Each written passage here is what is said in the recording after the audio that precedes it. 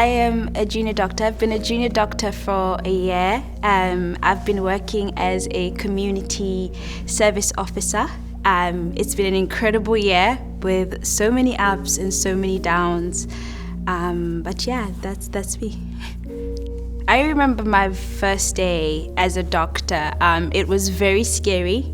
I remember kind of everything being so brand new and walking into the ward expecting ceremonies, but in reality, nobody actually factors in that you're a brand new doctor and that this is your very first day. It's just straight to work. I trained to be a great doctor, but the sad reality is that the lack of resources, they really limit the decisions that you can make.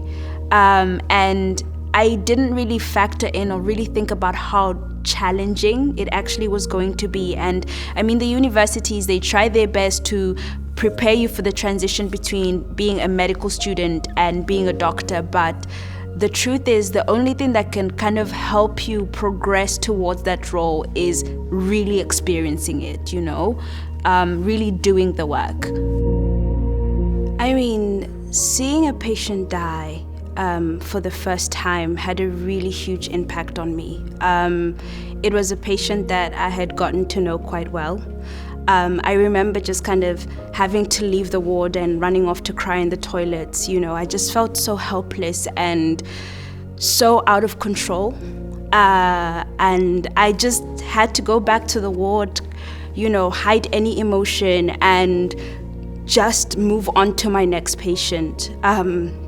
I remember feeling so angry, being so angry that there was nothing that we could do to help him, and it kind of just really played on my mind the whole day. And I just remember thinking, how could I let something like that happen?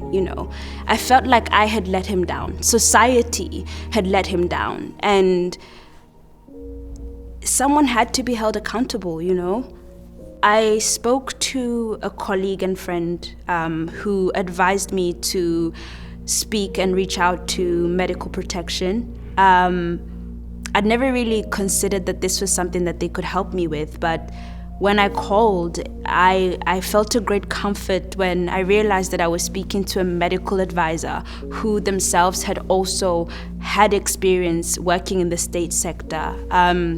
They gave me a very structured approach, and they advised me to reach out to my line manager.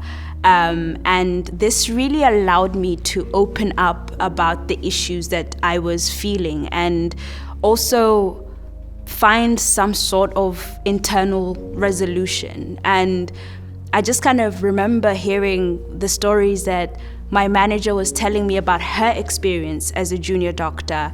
And that really made me feel like, hey, you're not alone in this. Medical protection also gave me the details of their confidential counseling line. It was very evident that I was under a considerable amount of stress at work, and this was having a huge impact on decision making.